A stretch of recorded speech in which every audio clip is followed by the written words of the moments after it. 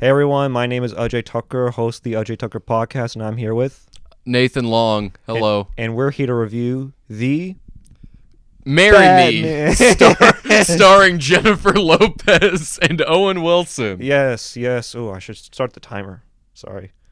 No, it's fine. We'll keep this going. Yes, but we're here to review Marry Me, the greatest film of all time. The greatest film of 2022, the movie that saved cinema.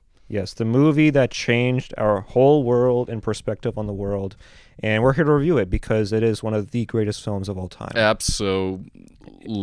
It gave us romance, comedy, drama, diarrhea, everything in between. It was one of the greatest experiences ever. Let's get into Oh, we're gonna take it seriously now? No, we're not gonna take it seriously. We'll talk heavily about J-Lo's "Marry Me." No, actually, let's just get right into it. We watched a pretty good film, The Batman. The Batman, a really good film, released over a little 2 weeks ago. So we didn't review it swiftly enough, but hey, we're here. People are still watching it. It's still making billions of dollars. Yes, billions and billions of dollars. The director, Matt Reeves, is rolling in it. So, yes, The Batman. We watched it. Overall, let's give a synopsis as to what happened, all right? Before we talk about our opinions on it, let's give a bit of a synopsis. So it starts off, or basically the synopsis of the story is that basically Batman is into 2 years into his role as the Batman, and he sees a villain now, like an actual villain, not just a bank robber, but an actual villain. The Riddler. And basically the Riddler kills people, and as a result gives riddles for Batman to solve, and then through those riddles it leads into this final thing where a massive conspiracy within Gotham. Yes. Where everything's on the line. Yes. And Batman is put to the ultimate test of trying to stop things from flooding. Yes. Which he didn't do. Which he did. Spoiler alert, it doesn't exactly have a happy ending for a superhero film. Does not have a happy ending whatsoever. Overall, Nathan, what were your overall thoughts? And did you like this film? Overall thoughts, I'm coming at this as someone who fucking loves Batman. You swore in the first 10 minutes. I'm so sorry. It's fine. Keep going. I'm so sorry. Keep going. I'm coming at this as someone who freaking loves Batman. It's really like, when I think in my mind, like, what is the perfect interpretation of Batman and, like, the perfect Batman story, this is it for me. I think it's amazing. I think they set out to make a dark noir thriller within this universe, and I think they knocked it out of the park. It's so rich in detail, and visually it's stunning. The performances, the entire cast is so damn good, and so everyone works so well with each other in the material given. It's just, for me, it's very much perfect in my eyes. Just for me, it's how I see, like, that perfect superhero movie. And that was this review for Marry Me. So yes. That was my review of Marry Me. Jennifer Lopez is the best Batman. Yes. I'm on the same boat with you. And I think this is one of the best films, but one of the better Batman films within the entire sort of chronology of Batman films.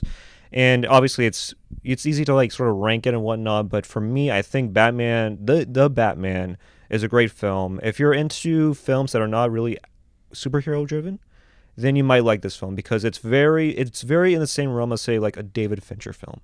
Yeah. Like Zodiac, Seven. I think this is like people say this, but I do feel like it's a bit by bit sort of deconstruction of, say, Seven, but in a sort of Gotham way, superhero way, if you will.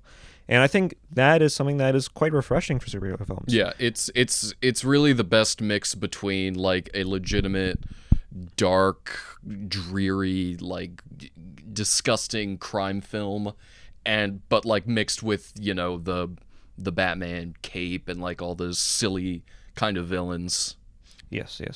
Very, very silly villains. We'll get into the villains, obviously Penguin as well. We'll get into Farrell that, but Penguin, overall, I really enjoy this film. I recommended it for my weekly pick, you know, so I gave like my sort of stamp of approval for this, but again, I highly implore people to check this movie out because even though it's a superhero film, even though it's I get it, it's campy, and I said last year that I'm happy I didn't watch any new superhero films. Yeah. But this year I have to break it because obviously Robert Pattinson did amazing in this film. Absolutely. But it was a great film. I really enjoyed how personal the Riddler was. Yeah. Where it wasn't like some magical being trying to destroy the world. He's like, no, I want to destroy these highly corrupt, powerful individuals. It went a little bit haywire at the end where he's like, I want to flood Gotham. I'm like, okay, this is a little too much. Yeah, no, I think for me... Spoiler alert, I'm sorry. Yeah, we're going to spoil this entire thing. If you made it this far, you already should be seeing the movie. But, yeah, it makes sense, though, at least for me, I could accept, like, when his plan just went to, I'm going to flood, like, half of Gotham as, like, my final revenge. It's definitely, like, it reaches that, like, this is a big, like, comic book kind of, like, insane moment. Like, the villain's like, I'm gonna destroy half the city. But, like, I feel like it's paced well enough to the point where it's, like, that's his final act.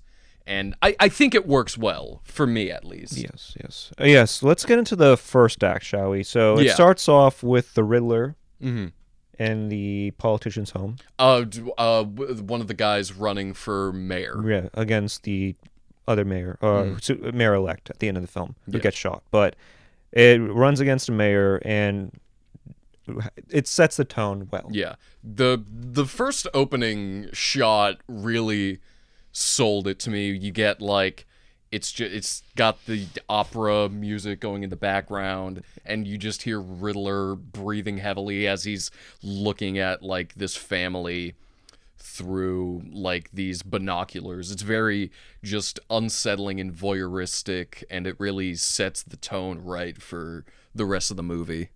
Yes. And what I really enjoyed about this scene was that it was just like, here's the Riddler. Yeah. It was not like a well drawn out backstory. It's like, here's the Riddler, and then at the end of the film, which obviously spoilers, but at the end of the film, he's like, yeah, this is how I am, and this is how I became to be the Riddler through that interrogation scene that he has with the Batman.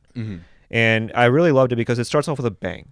It does, yeah, absolutely. It starts off, here's the Riddler, and this is what he does. Like, this is the kind of villain he is. Like, we've taken the Riddler, who was just kind of a goof originally in, like, other iterations. Just, like, he was this wacky guy who left riddles. But this is where you see, like, the Zodiac influence and, like, all those crime thrillers. Like, he's a much more brutal character while still being, like, very odd and very, like, almost quirky in a sense. Like, he's just very off. Yeah, I feel like he was inspired by like the Joker, like maybe somewhat of Heath Ledger / Jared Leto's the Joker, Paul Dano, I'm saying. Yeah, where like I can see the influence that those Joker iterations had on Riddler. Like I don't know. I know this is a bit of a segue, but did you see like Paul Dano be like, I had to really immerse myself in the role or something like that? Did you see that? Did you see that on Twitter or like on any? Like he was like, oh, I really need to immerse myself in Riddler. Well, I imagine that's just how any actor should be with any role. And like, but like the Riddler, especially in this movie, just seems like he's such a great character with like a lot to work with.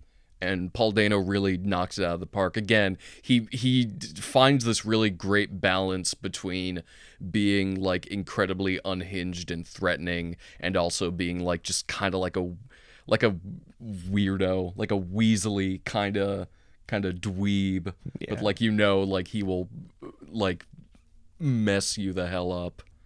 Yes. And then what we also learned in the beginning of the film is that Batman is 2 years into it. Yeah. So there's no backstory. There's no Bruce. There's no Thomas Wayne and Martha Wayne getting shot. We don't. They skip over like having to see the fucking. I'm sorry. I think it's 10 minutes. Let's see if it's 10 minutes. 10 minutes in, all the kids have left. 9 minutes. They skipped over the usual backstory that we get, where we see little Bruce Wayne and his parents get gunned down. They skip over all of that because that's just inherent. Everyone knows that already. And so we just jump right into Batman 2 years into his career as a crime fighter.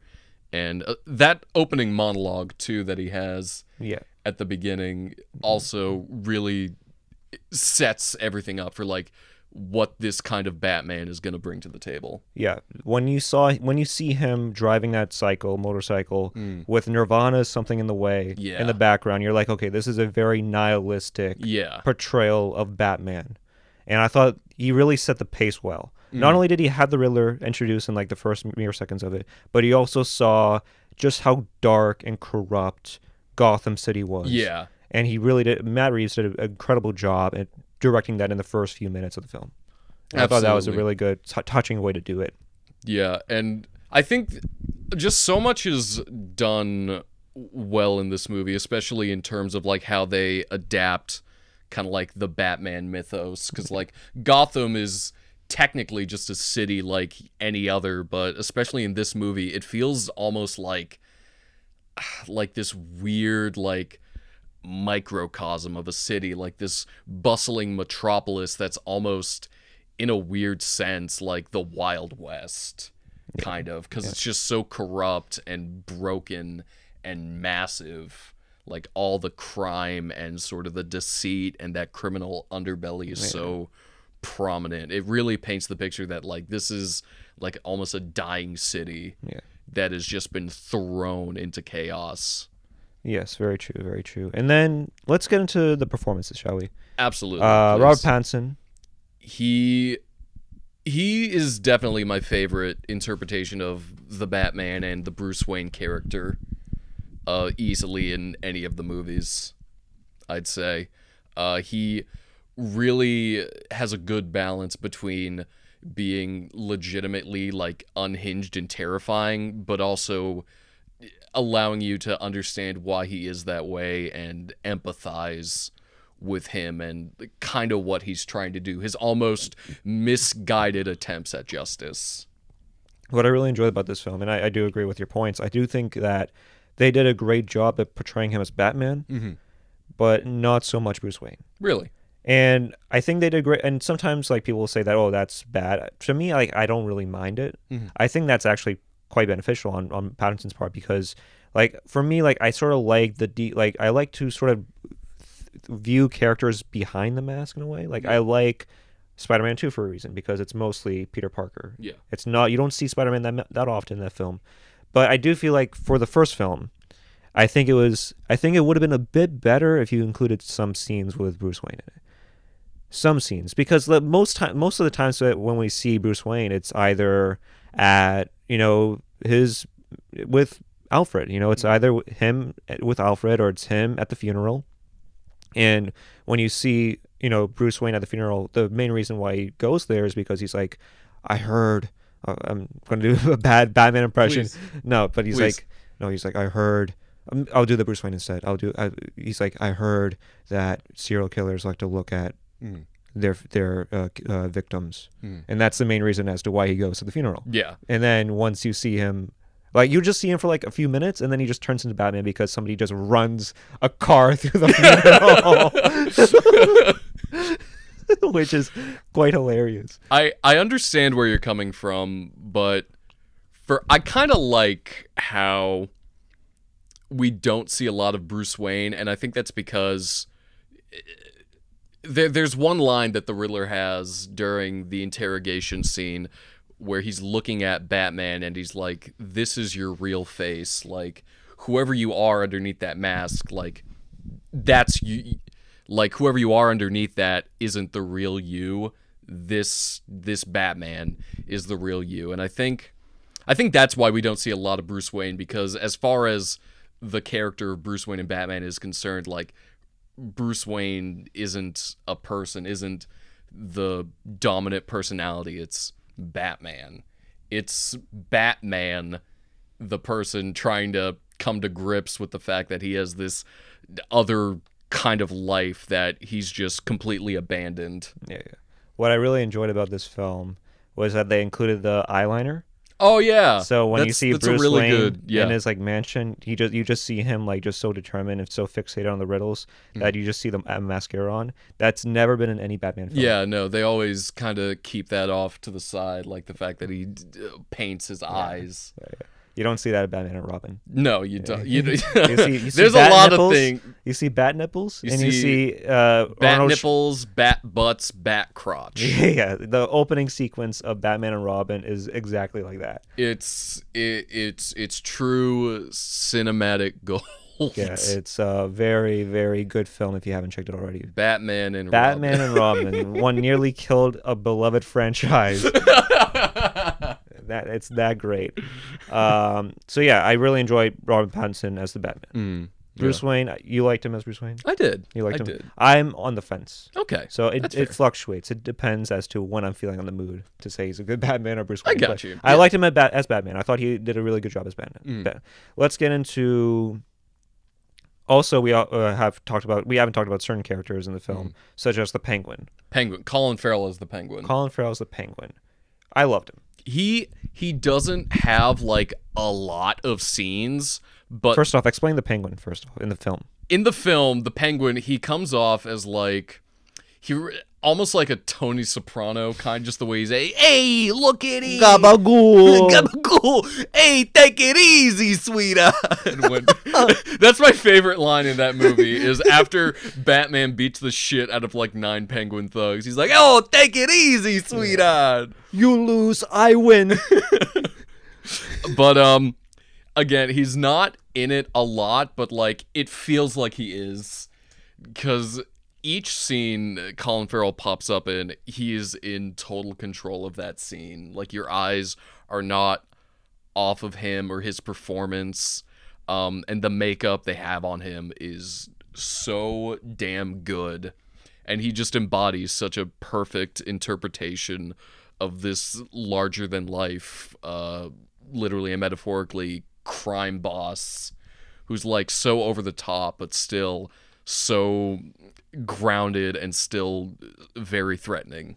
Yeah, I mean, he did an impressive job in this film. Like, I mean, he gave great comedy when it really needed it. Yeah. And that scene with Commissioner Gordon and Batman, Yeah, just both interrogating the Penguin is it's just 3 actors just at the top of their game, just absolutely killing it. Yeah. It's such a great scene. A thing that takes me out of the film is like when Batman is intensively trying to answer the riddles. Yeah. Where he's like, bats have wings, penguins have wings. And that's it. And I'm like, what? That's how you break it. I mean, the certain riddles in the film were really good. Like, the buyer doesn't use it, the user doesn't see it, and the maker doesn't want it. Yeah. What is it? I forget. A coffin. Oh, okay. Yeah. That was a very genius way. But Yeah. there was some like this thing has wings, and it was I think it was like in reference to like Carmine Falcone. Yeah. I think like they were all looking for the rat. Yeah, the rats. Like who's the rat? El Rata. Yeah. That was a very I really like the Penguin. I felt like his sort of introduction really gave a great sort of transition into more sinister villains. Because it's good that they introduced him early, and it's good that they ended it, after some time. You know what I'm saying? But yeah, I really enjoyed the Penguin for that. And then so the Penguin happens. There was a car chase scene. There's a car chase, which is just the setup for that scene where we have like a little gunfight go down kind of at this pier area. Like Batman disappears after getting shot, and you're like, well, where is he? Because Catwoman's here too, and she's trying to fight off these guys. So it was Gordon. But then all of a sudden, like you see from the darkness, like the lights of the Batmobile, and you hear the engine revving. It feels like a Western, like the standoff. Penguin's staring down the Batmobile, and the Batmobile is just revving its engines, and the sound design is just like so good. Just the vroom, vroom. It really puts something in your belly. You're like, oh my god, yes, here we go. And then that entire car sequence is so well shot and so well done. Did you like the Batmobile? I did. It looks like, I think once you see it like moving, like once you see it doing its thing and acting like a fucking truck barreling through cars. They're good. Yeah, but you like the Batmobile? I did. It's a different design, sure. It looks more like a muscle car, but like when you see the engines are like shooting blue fire, and it looks like a jet engine. I think it works within this film and its universe. I kind of like the Nolan Batmobile. I feel like that's the best. When you see Lucius Fox and Bruce Wayne into that Batmobile, just test trying it, and the Batman Begins. It's one of my favorite scenes in that film. You see, I never liked the design of the Nolan Batmobile. Never. No, I did. It's fine. It looks cool, but like when I think of a Batmobile, I don't think of that because it just looks like a tank. Yeah, that's what I like. I like a big tank. I like a tank. I like SUV. I like a truck. Okay, I like trucks. enough. I like tanks. I like it all, Fair enough. But then yes, the Batmobile. I can't argue. Yeah, the Batmobile I thought was good. It was adequate. And you mentioned Catwoman. Oh yeah, Zoe Kravitz is Zoe Catwoman. Kravitz. Did you like her performance? I did. Catwoman is definitely like a really great character in the Batman mythos. And I think they really played well the relationship between her and Batman. I really enjoyed their chemistry. They were really good. Yeah, I mean, I think the one thing that I really enjoyed about this film compared to other Batman films is that really got a better backstory on Catwoman. Yeah. With obviously her relationship with Carmine Falcone, and it sort of played. I mean, if you guys haven't, I mean, obviously you know what's up with the film. If you're watching this podcast, Yeah. you know the plot. But I know I liked it how they sort of play it off as like he says like pimp. Yeah, Because Selena Kyle, who's obviously Catwoman, is like in this like club scene, and she wants to dig and find more information on what can lead to Batman understanding who's perpetrating these crimes and whatnot. And it shows that they're like he's the pimp to her, sort of selling herself out and whatnot. And then you realize that like, oh no, they're like father and daughter. She's like, Carmine Falcone is my dad. Yeah. And then when you see her actually trying to avenge Anika's death with I think that's her name. Yeah, Annika. her friend that she was living with. Yeah, Annika, who has like a relationship with the politician, and they kill her off because they don't want that out of there. I think. Yeah, I think that's the case. Yeah. If my memory serves. That was it. I watched this movie 2 weeks ago, and I'm forgetting all of it. But yeah, I really loved how she wants to avenge her death by trying to go after his father, by going after her own father, who she knows is like already like a scumbag and wants to kill her. Yeah, kill him. Yeah, she wants to. I think what works best about Catwoman in this film is that her and Batman are pretty much they're same two sides of the same coin. They very much mirror each other. Both are like very broken people with broken pasts who have decided that the only way they can make the world around them and themselves feel better is to throw a mask on and then fight what they feel is the injustices of Gotham City. What I really enjoyed about it is that Ben Affleck's Batman would be okay with her killing him. No. If this was Ben Affleck's Batman, like he'd break everyone's neck. Yeah, it would be. Not to say that this Batman isn't incredibly brutal, but like he like waits. He like doesn't do that final punch, which is just gonna destroy a person's skull and brain. Ben Affleck would chop people's heads off with swords in this movie if he could. Yeah. But Zoe Kravitz did an impressive job. She was really great. She's probably the best interpretation of Catwoman that we've got. I don't know, man. I like her performance. I know you like Anne Hathaway. I like Anne Hathaway. I also like Michelle Pfeiffer. I thought Michelle Pfeiffer was a great Catwoman. Oh, no. She was, before Zoe Kravitz, she was the quintessential Catwoman, at least for me. And Halle Berry. She was Halle Berry. Who? Halle Berry. What about her? Catwoman 2004, that film. What? There was a Catwoman 2004. There was? There was? Now I'm thinking if there was a Catwoman film. Was there a solo Catwoman movie? Actually, there wasn't. There was no Catwoman film. There wasn't. There was a Spider-Man woman film instead. Oh yeah, I remember the Spider-Woman. starring Johnny Depp. Yeah. Yes. Okay. Yes, but I thought Zoe Kravitz did a pretty adequate job. Yeah. I don't think she was the best portrayal, but I thought she served the role correctly. Yeah. And also, I think just to round out all the characters, Jeffrey Wright as Jim Gordon. Jim Gordon, yes. I feel like in a lot of the Batman movies before this, I never felt like I like Gary Oldman as Jim Gordon. I think that's good casting, but I just feel like I never saw him do anything in most of the Nolan films. I don't know. I mean, maybe I'm remembering them I wrong. don't know, man. That Dark Knight Rises film, I thought you had a better understanding of Commissioner Gordon. Yeah. With that. I don't know why. I just prefer Jeffrey Wright. I just think he really owns it, and you're talking to me about your favorite scene with Jeffrey Gordon, where he interrogates Batman and they find a way. Oh yeah, no, I just really like the relationship between him and Batman a lot, like their friendship. You don't know how they met, really, but you just know that Jim Gordon like doesn't trust any other cop, and so like the only person he has to put his faith in all of Gotham City is this vigilante who he doesn't even know the identity of. And I just think they play really well off each other, and I do like that scene where the cops bring Batman into the GCPD. And they're like, let's take off his mask and let's arrest this guy. And Jim's like, let me handle this. I'll tell him what's what. And then the second everyone's out, he's looking all mean. He gets real close to Batman and he's like, we've got to get you out of here. Yeah. We got to help you escape. He's like, how do we do that, Jim? You punch me in the face. Yeah, that was crazy, man. It's just there's so many fun scenes in the movie. I mean, speaking of fun scenes, maybe not so much fun of a scene, but when Bruce Wayne finds out who his parents really are. When he finds out, like, the dark kind of, like, see that his dad had ties to Carmine Falcone and the criminal underworld and, like, ended up, like, having a man assassinated. Yeah. They basically, if you want to get a better picture, imagine if Thomas Wayne and Martha Wayne were the Clintons.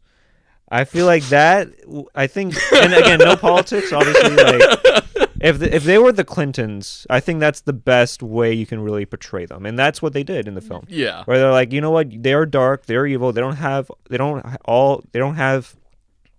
good, portrayal. They're portrayed as like these actual human individuals that, are just as corrupt and insane as the people that Batman's fighting. Yeah.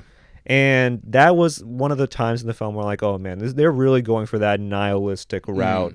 And I thought the fact that they portrayed Batman's parents like that, I thought it really was grounded in reality. Yeah, as pretty much he has this like almost idolization of like who his family was and like who his parents were, only to realize that they were not perfect and they were just as susceptible to the corruption of Gotham City as everyone else is. I don't know who said this, but I remember sometime in the movie they're like, Carmine Falcone has been running the city for the past 20 years. I think that's when it was Gordon, Batman, and Kyle. She like kidnaps one of the like corrupt cops, and he's like, this entire time, like, this city's just belonged to Carmine Falcone. Yes, and one of the things that, and again, I like this film. I really like this film. But there are parts of it where I'm like, okay, this is a little too anticlimactic. They shouldn't have done it like this, where they kill Carmine Falcone at the end. Yeah, if there's one thing I'd complain about, or at least nitpick, is that when Carmine Falcone becomes a bigger focus in the movie, that's when it sort of just starts to drag a little bit for me. Yeah. I'd say that's when, like, the third act, somewhere around there, like second going to third act. Near end of the third act, mid to end of the third act, that's when like a lot of focus is put on Carmine Falcone, and it's like, it's not that it's not like John Turturro is doing a bad job. He did great. He's doing a really good job. It's just, it's unfortunate that Carmine Falcone and like his entire angle is like the most uninteresting part of the movie. Yeah, I mean, it's not bad. It just doesn't have the hook that the rest of the mystery does. I don't know why, but when I looked at Carmine Falcone, all I could picture was Adam Sandler and Uncut Gems. They have the same look, the same Really? goatee. God, they really look the same. Then maybe they should have cast Adam Sandler, and he's just replaying his character from Uncut Gems. I disagree. And he gets shot in the jewelry. No, I would just think that's very funny if it was. This is me. This is how I win. This is my Gotham City. They should have done that, man. Like, honestly, I like Carmine Falcone, but I do agree with you that it did slog with his character. And I felt like once you got to know him, you're like, okay, let me focus on the Riddler. The Riddler is a far more interesting individual. I mean, the fact that he was able to kill a person in front of Batman at a funeral. Yeah. That takes a lot of balls. Oh, I want to talk. I think that in the entire movie is my favorite scene is when the district attorney drives through the funeral and he has a bomb hooked around his neck and like a phone like duct taped to his hand. And then, like, we skip to night. He's still just trapped in that funeral home with the bomb. And then there's that entire scene where the Riddler comes on the live stream and he says, I'm going to give you have to answer 3 riddles in 2 minutes. Otherwise, I'm going to detonate the bomb. And then it's this really tense scene of this guy freaking out while Batman is trying to answer these riddles for him. It's a really great scene. And he needed to answer the last riddle. He needed to answer the last riddle, which was like, who's the mole, who's the rat that everyone is protecting? And he's literally so terrified. He's like, I'd rather just die. It's a great scene. And what was the answer? The answer? To the mole, the rat that was protecting. It was Carmine Falcone. Yes. And he wouldn't say that. And he wouldn't say it, and he died. I'm like, how much of a bitch move is that? I'm sorry if I'm swearing too, but yes, but that's so dumb. I mean, it's fun. I support the decision to do that if you're like a filmmaker, but like if I'm that character, I'm like, why? You're like, you have family, you have children. Why would you not answer that? Well, I mean, in Gotham City, he probably has multiple children. Yeah, I'm sure. But yeah, that was a great scene. It's so good. One of the best scenes in the film. I really, really enjoyed it. It's that. And the interrogation between Batman and the Riddler once he's finally in Arkham. Yeah. So Selena Kyle, not Rosie Kravitz, Zoe Kravitz, Rosie Kravitz. No, she did great. Yeah, she adequately did her job well. So yes, that's the characters. And did we get into John Turturro? Did we get into that? We talked about Carmine Falcone, and he's good. He's a good character, and John Turturro does well. It's just that he's just not as interesting as everyone else. What other parts of the film that you really enjoyed, if you had to pick? Again, that interrogation between the Riddler and Batman. Just because for me, like I just went full like dweeb during that scene because it was my perfect Batman scene when they sit down together, and especially that first time when he keeps repeating the name Bruce Wayne, slow Bruce Wayne, and like you see Batman, he's trying not to look like that it's getting to him when it's really just getting under his skin. Yeah, the interrogation scene. Yeah. Also, one of my favorite scenes, I think. He was trying to find like another riddle or something at like his like Bruce Manor, not Bruce Manor, but where he stayed when he was like an orphan. Oh yeah, the orphanage that's pretty much abandoned and is a literal just drug den. And I think at that moment he realized what his parents were all about. I think that was the scene. That was one of my favorite parts of the entire movie. And when you see him, like when you realize that, oh no, I'm the next victim. Bruce Wayne is the next victim. And then when you see that entire montage of Bruce Wayne going back to his mansion to try to save Alfred from like the assassination attempt. Yeah, I was on the edge of my seat during that entire time. Such a well done scene, so well crafted. And it shows you that the Riddler was going after corrupt individuals. At some maybe Bruce Wayne's a little bit of a stretch on the corrupt. Yeah. But I understand why he was going after him. Because he was saying, oh, you have all your millions, you have all your billions, you've done very little for the city. I understood it. Yeah. And I thought that was a very, very good thing that they did. Yeah, the best part about that for me is, like, again, it's just another thing with, like, Batman and his mythos. The best part about Batman and, like, all of his characters is that they're all such, like, weird, like, reflections of the Batman character and Bruce Wayne himself. Like, he tries to be a hero, but like it's almost as if his actions just wreak more havoc, and that his existence is pretty much the reason most of his own villains exist. Because Riddler has that when he says during the interrogation, he's like, I didn't know I could do any of this until I saw you, the Batman, go out and do what you thought was justice. It inspired me to form this entire act and plan like as my own form of justice. And that's just such a great dichotomy, because when he says that and Batman realizes, like, is all of this my fault? And he starts freaking out. Yeah. It's so good. And I felt like that was a transformation from vengeance to Batman. Into a legitimate hero. Yes, because at the end of the day, at the end of the film, he realizes that I need to do more for the city. Yeah. I can't just be this person that instills fear and inflicts fear in people. I gotta be more of a messiah figure, if you will. A beacon of hope. Yeah. Like he has an entire speech at the end where he's like, I need to do more for the city. And it was kind of cringy, I'm not gonna lie, when he like lit the light at the end and he like tried to like get like the mayor and all those individuals come out. On. I was like, that wasn't that cringe. I mean, it's not the first superhero film that they lean into the Jesus imagery. But I felt like a Jesus vibe at the end with him lighting it. When I saw people holding his arm, I'm like, this is too Jesus. I've seen movies that are like worse with the Jesus metaphor. Spider-Man 2? Yeah. With him at the train. You see, that's okay. I'm thinking like more Man of Steel, where every other shot is like Superman reaching his arms out like it's a crucifix. Like, oh, we get it, it's Jesus. I didn't feel Jesus. I felt just more like it was just straight up just like, this man is hope, he's a light in the darkness. Yeah. Like if Batman extended his arms like he was on a cross, then I'd say, okay, yeah, that's a Jesus metaphor. Yeah. That was, what was the thing?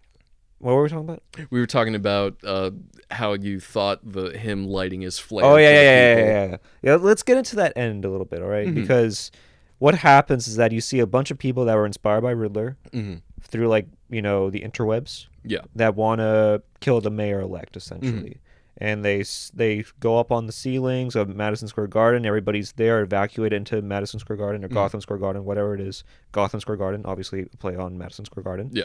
And, they see the mayor-elect trying to issue a state of address, and they want to kill her. Yeah. And she gets shot. She does get shot. And the leg. I think. Or the gut. I don't know. Gut. She gets shot, but she's fine. Yeah, she's fine. But she is fine. 10 minutes after she gets shot, she's there walking. She's fine. Which is like definitely like a, oh, okay, I guess it wasn't that big of a bullet.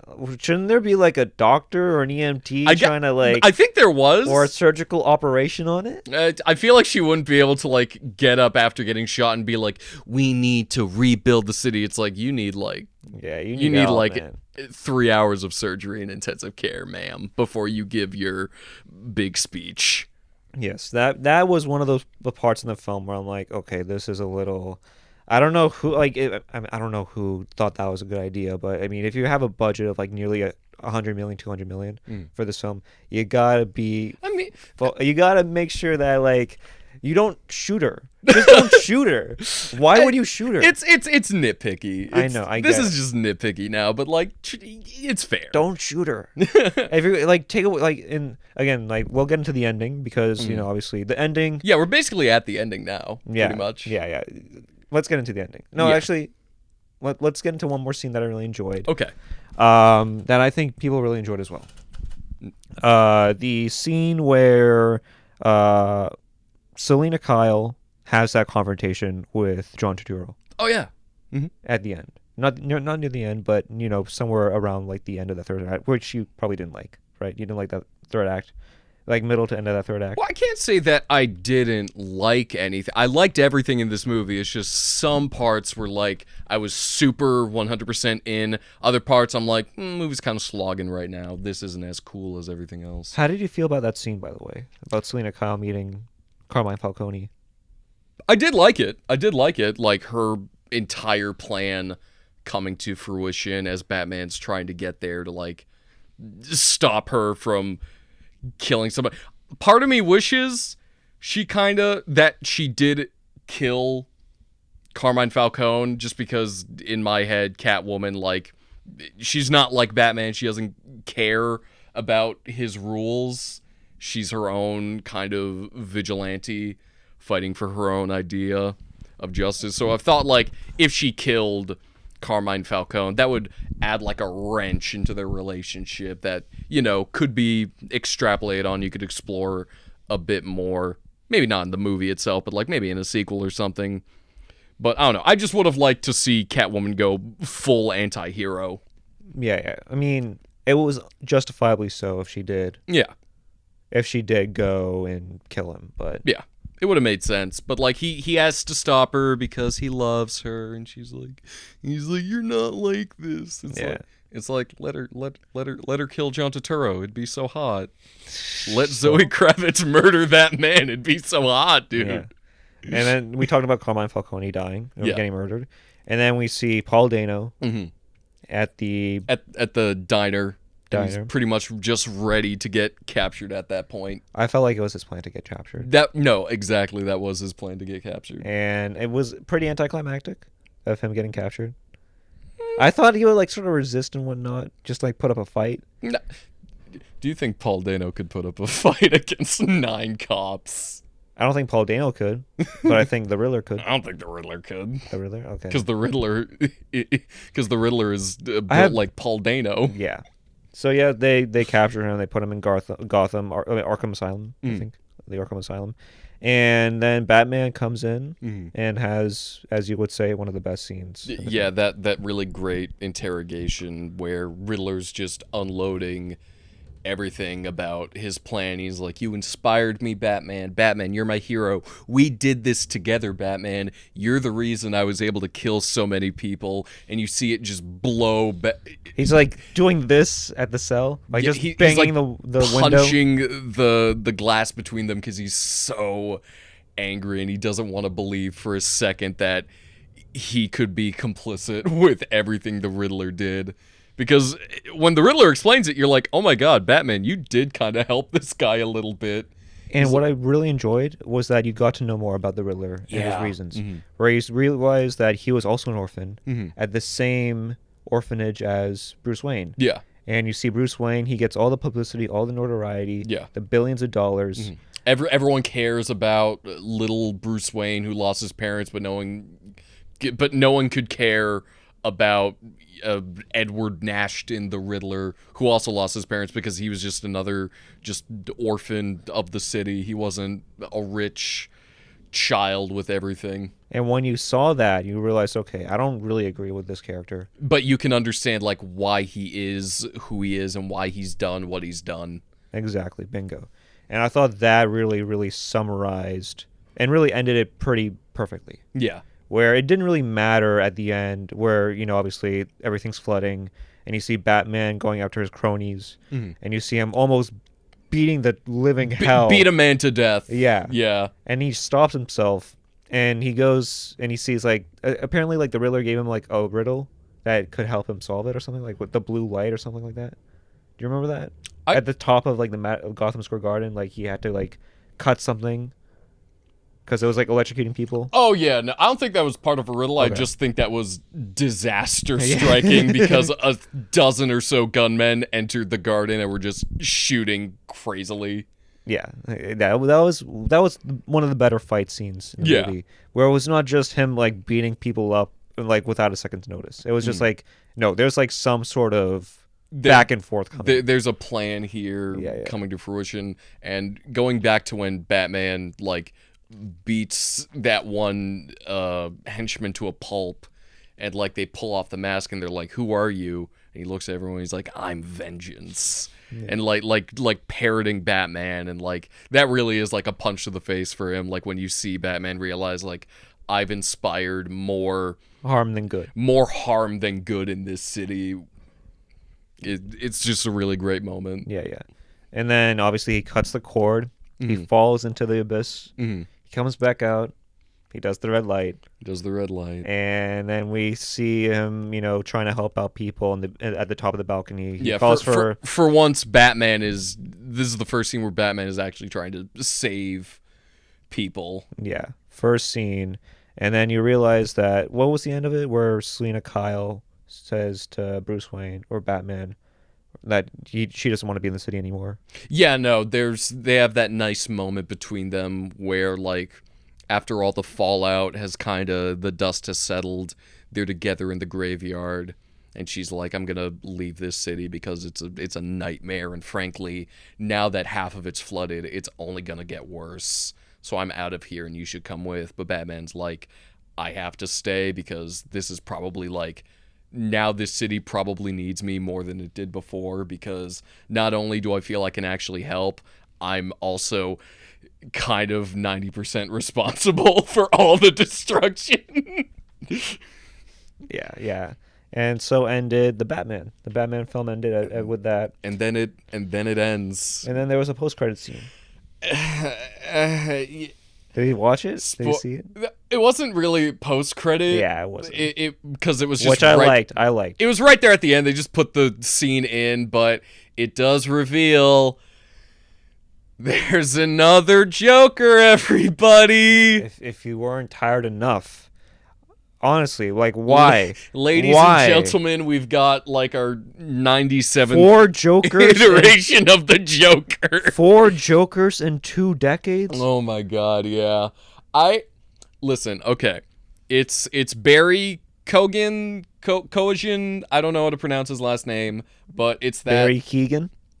Oh, that's how it is? No. Barry I Keoghan? don't know. I'm just making it as dorky as possible. Okay, it's that actor who we know, Killing of a Sacred Deer, other A lot of indies, a lot of indie films you've seen. Yeah, him in. you know who he is. is. Not a household name actor by any stretch. He should be, though, because he is a good actor. Is he?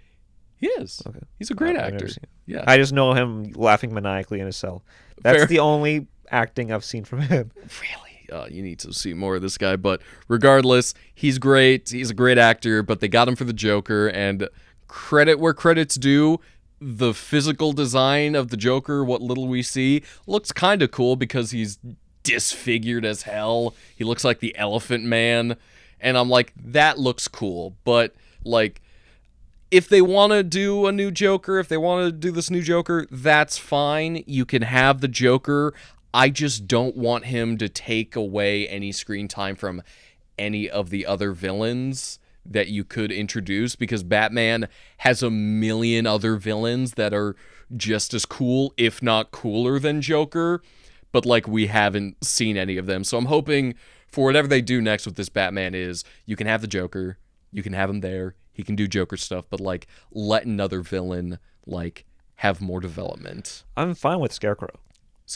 I would love another movie with Scarecrow. I would love another Scarecrow. I mean, Cillian Murphy, Yeah. He did great. He was great, but, like, even in those movies, like, I feel like the Scarecrow was kind of wasted. I feel like he was overshadowed by, like, Ra's al Ghul and all that. Who is not a great Batman villain.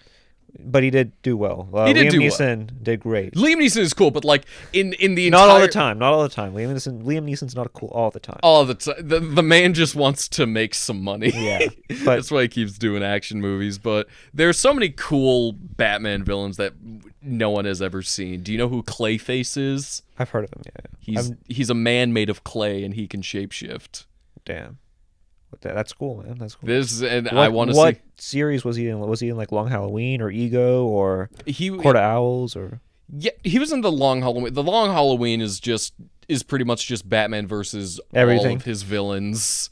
You've got Clayface, you've got Mr. Freeze. I would like to see them try Mr. Freeze again, because Arnold, Batman and Robin, that Mr. Freeze was I don't know. I feel like Mr. Freeze is not too... I don't feel like he could be in this version of Batman.